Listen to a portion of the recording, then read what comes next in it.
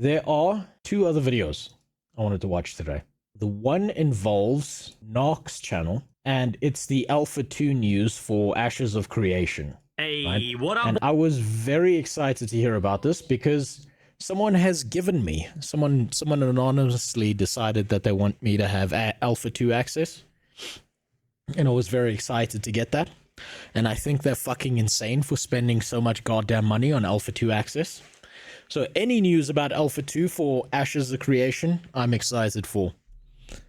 I'm interested to see if Ashes is going to be vaporware, or it's going to be, you know, an actually really good, fun game because it's made by people who give a fuck about MMOs and, you know, making a game that everyone wants to play and enjoys, as opposed to a pay-to-win shitbox where the entire point of the game is to try and transfer all the money from your bank account into theirs.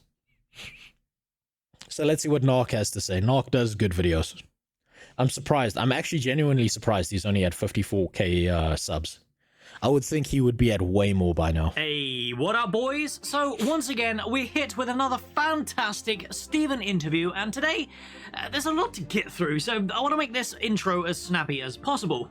But before we get into that, our beautiful patrons and coped out the wazoo Twitch subs and I would love for you to grab yourself a go Gola, because the Theory Forge, a long-standing Ashes of Creation podcast, just did their 100th episode with the mighty Steven Sharif, asking a bunch of great community questions for this highly anticipated MMORPG. And today, I'm going to break down all the most interesting questions for you guys because they touched on some really pressing community concerns. Now, with all that bollocks, you see that there? Okay, so there's two things I've got to point out. First of all, I didn't know Narc streamed. I've got to see if I can try and catch some of his streams. But do you see that there? Just it's there on the shaded on the top of his head. You see he's got the gamer dent right there. That's how you know he's a real gamer. That's how you can tell it's the double bump and the chasm between. I'm not much better. I've got that too. Out of the way. That's why I wear beanies. Shall we? So before we begin, I want to introduce our hosts, Phantom X, Legendary Neurotoxin, and the one and only Diggs, the forum-dwelling god with nearly more posts on the forums than I've slept with your mum. That being said, this live stream was much more casual than your average one, not structured in a way that was just a straight-up Q&A, more of a discussion piece, which went on for nearly 2 whole hours and allowed our hosts to steer Steven's discussion into more specific areas. This resulted in some great answers. So the first question was straight up to the point, basically asking about the next Node showcase, to which Steven did confirm it is coming this month as a full over 1 hour live stream presentation. He further elaborated about some upcoming articles related. No, it's not looking bad. Just looking at this, I've been out of the loop entirely with Ashes of Creation. I kind of wanted to like come into it fresh, but what I'm seeing, that's not bad. I think they've still got to polish it up a little bit, but that doesn't look bad. To freeholds with their building types and what's being offered to players and all that good stuff coming next week. So we've got that to look forward to soon. Clickbait. The next discussion was related to the recent addition of Trost and what made him a good lead design role for Ashes of Creation and what Steven is expecting to change now that he's part of the team. Well, as you'd expect, with Bill Trost being one of the forefathers of the MMORPG genre and his experience since all the way back in EverQuest, Trost has a massive range of experience when it comes to what makes an MMORPG good and, you know, what made them fail. As he's very old school in origin, the team expect Trost's contributions to be highly focused on bringing back the massively multiplayer, the teamwork-focused synergies, and the immersive social structure that makes MMORPGs unique to the rest of the gaming genre. It's all great stuff to hear, and I'm really looking forward to finally seeing him on stream. I am curious to see, because Ashes has been saying this forever. that this is going to be a very, very team-heavy focused game. This is going to be a game where they actively are looking to make you play with other players. The heavy multiplayer focus. Most MMOs today, players are single player, right? Like 80% of most populations in MMORPGs are single player. Hold on one second. Just got to yell at my dogs. So I'm curious to see whether Ashes of Creation will maintain its population size, considering that they've got such a heavy focus on multiplayer, and whether there's enough in the game that you could just log on as a single player and still enjoy all of your time spent there. I'm curious to see if they can hit that, or whether they just do not give a fuck about single players at all. At some point in the future. Now, I will admit, due to this particular Q&A style, a few of the questions got lost in the sauce a little, so I think we'll skip a few and touch upon the 4 major questions that really provided us with either decent clarification or new, interesting information that we can look forward to for Alpha 2 related to the freeholds, the classes, and some naval systems. As freeholds are a hot topic this month, we'll start with a question related to the bidding system involved with the acquisition of freehold plots and parcels. Stephen did indeed confirm a speculation that's been going on in the Discord where the world structure looks something like this, with 1 freehold plot per segment. It turns out that yes, this is how it functions. Cool drawing. However, the bidding system is where the real juicy information came in. Stephen discussed the idea of a 2 or 3 layered system involving node-specific currencies that are also used on top of the standard gold. Favor for divine nodes or honor for military nodes, but it's also supplemented by a 3rd system that he called character-bound certificates. These so-called certificates have been discussed many times in the past, but Intrepid have not really elaborated on such a system just yet. Stephen concluded this question with a statement that I'd rather you... Okay, now here's a question. Multi-currencies are a thing, like, all over all MMORPGs. Everywhere. Do these systems, are they a necessity, or are they superfluous and just make the game more complicated than necessary? Because there's this interesting like balance between high complexity and how many players you're going to have in the game. Right? If it's completely, if it's not complex at all, eventually people get bored because they're like, this is some baby shit. If it's too complex, everyone's like, yo, what the fuck? I'm picking up a second job here. I've got to decipher the runes in ancient Egypt to figure out what I've got to do here. So I'm curious to see as well if they can hit that balance and whether they do the multi-currency system right. Hear from Stephen himself, because, well, it was another classic Stephen speech. But what I would say is that it's very important to note that while you are seeing kind of, gameplay and the game looks great, and I always see like, people saying, hey, this game's ready to launch now, launch it. This looks better than other games that I'm playing that have been released for 10 years, whatever. The intent behind our design approach is to methodically create, because this is such an ambitious project with so many interdependent systems that are very intricately necessary to work well with one another, is that we go through these iteration phases, not just external iteration phases like all of that to say, we're trying not to have our launch end up the same way New World's launch did. That's what he's trying to get at. Alpha 2, but internally as we play test these things, and you guys are hearing in somewhat real time our design direction. And so keeping a grain of salt with these topics as we give these definitions, that these designs are all subject to change, right? And they should be. Overall, I think it's important to remember that all of this is subject to change, right? This Alpha 2 development stage is a highly volatile development state, changing from player feedback that comes from the perspective that hasn't even touched the game. I don't think anyone who plays an alpha thinks that it's not subject to change, right?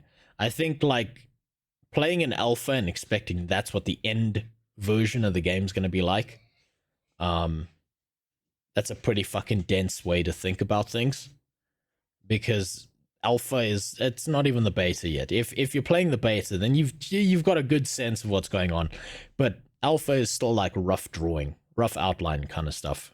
Game yet, so I think it's best that we don't think too hard on these specific niche systems.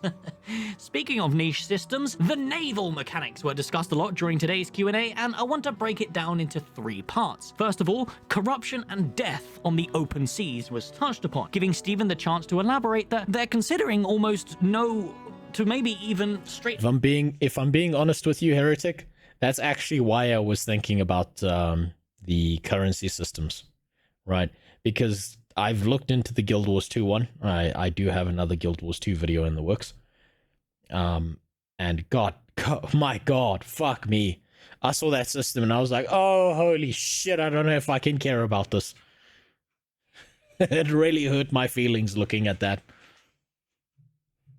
Up 0 experience debt when you're killed out on the open seas. I suspect this is all related to their open PvP systems like the node ruins, the node wars, the sieges, where PvP is encouraged, not frowned upon like it is in the open world. God. So that's some interesting internal design choices that I'm looking forward to seeing come out. Secondly, they talked about the building of ships themselves and how this actually functions as a mechanic. Now, if you're a fan of arcades, this swimming might not animations, be too new to you, but the team have decided to split the shipbuilding process across multiple professions, requiring parts to come together to create the full complete ship. It's pretty much how it works in arcades, right? But he did mention the use of a unique crafting bench, but this again isn't new news. It did, however, lead us on to a discussion about boats during the Alpha 2, to which Stephen explained that ships will indeed be live during Alpha 2, but not at the launch. And to be honest, that makes sense, right? They're going to introduce the acquisition, the building, and the water mechanics as a larger patch down the line, and try to cram it all into the launch, which, in hindsight, would probably cause a lot of issues like it did in Alpha 1. Just imagine you spend all these resources and all this time building your boat, and because of a bug, it launches and just immediately sinks. Imagine how fucking mad someone would be about that. Now, moving on to the next question, I'm going to paraphrase it slightly because it was essentially asking, what is the aesthetic and mechanical purpose of corruption from a PvE perspective? Well, as we saw during the Tower of Carfin showcase, corruption is kind of like a threat that slowly spreads out and infects part of the world as the story arc system is progressed. And depending on the choices servers make, it can affect areas in different ways. Think kind of like along the lines of New World's little invasion event things, but instead spreading it across a whole biome instead of a tiny area. This is how I imagine the end goal for this corruption system to be. Stephen described it perfectly as a push-pull between corruption and society, and to be fair, it certainly felt like that during the Carfin showcase, which is a great lead into the next interesting question about the intended gameplay loop that they expect players to participate in. The answer wasn't quite as fluff as I thought it was going to be, because Stephen elaborated that because of Ashes of Creation's player-driven dynamic world, it totally depends what the state of things are in for players to actually know where to direct themselves. The start of a server is going to be insane. What happens to the servers where the player populations die? Or they just don't have enough player populations to keep up with the changing world? Are those servers just fucked? Or is there everything like corrupt? Is there a dynamic system where the corruption takes into account your average monthly players? And then how do you counter things like there being 25,000 players in 1 month and then 4,000 in another? There's so many questions here about this. This is like a hyper complex system they're going for, and it would be very, very fucking easy to have just servers that you're just royally fucked on. Insanely different to what we'd expect months down the line as nodes are built, stories are established, and new points of interest open up whole new gameplay loops to the 4 play styles available to Ashes of Creation, which are focused on combat, artisan, PvP, and trading. They're not looking to create a Yeah, static PvP is the way to go. gameplay loop like you'd expect from your average theme park MMORPG. They're looking to create a dynamic world with ever-changing content that reacts to player behavior and, more specifically, the server that you're So them saying all of that, again, that's a case of I'll believe it when I see it. on. And now, the final question that really blew everyone's mind was a discussion about the Summoner, Bard, and Tolnar and their availability at the launch of Alpha 2. Steven just straight up answered, the Rogue and Bard are planned for the launch of Alpha 2. However, the Summoner is not. And I can't... God damn it. The Summoner sounded like the most interesting one. I have no idea about the classes because I have not played any of the alphas before this. I have to see what my latency is like, I suppose. Because the alpha might give me a rough estimate of what I can expect from the servers, and it probably won't be good. So I'll probably be locked to a ranged class, like a ranger or something like that. Kind of makes sense, right? The Summoner is utilizing a bunch of additional tech that is a heavy pet-focused class, so there's no doubt an extra ton of work needs to go into it. In addition, they also mentioned the Tolnar and what kind of state that they're in for Alpha 2, and Steven basically said that we'll be seeing the Tolnar likely coming next year, with the models reveal being somewhat a tentative reveal this year. So take from that what you will. I'm still within the party Goddamn of Tolnar furries. likely won't be available during the launch of Alpha won't. 2 and will be introduced as a larger patch later down the line. Now, to conclude, I just want to emphasize that a lot of this live stream was kind of lost in some tangents, and I apologize if I glossed over any questions that you were hoping I'd touch upon. Therefore, I recommend you go check out their full VOD at twitch.tv/TheoryForge, linked in the description below. And that's pretty much everything from this Q&A.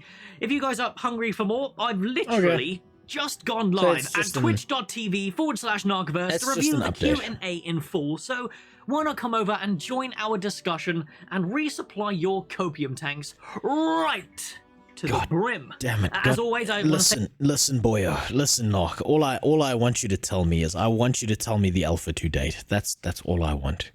I want you to look me in the eyes. I want you to stroke your beard and your gamer bump on your head there. Or your gamer dent, rather. And just tell me Alpha 2 happens on this day. That's all I want to hear. thank my amazing supporters over on Patreon and Twitch, because without their support, this balding, middle-aged man wouldn't be able to live his dream of talking shit on the internet. What a dream. Bollocks filler comment about subscribing, and I'll see you in the next one, because you're high on copium. Yeah, not bad. Not a bad video. I'm kind of annoyed that I just don't have a date for the alpha. That's like the thing I want the most. I think that's what I'm looking for. I don't really care about anything else because I want to experience it firsthand. And as much as we talk about it, and as much as Steven Sheriff talks about the upcoming Ashes of Creation, MMO, blah, blah, blah, I just want to see the fucking game. I want to experience like it myself and then worry about the rest.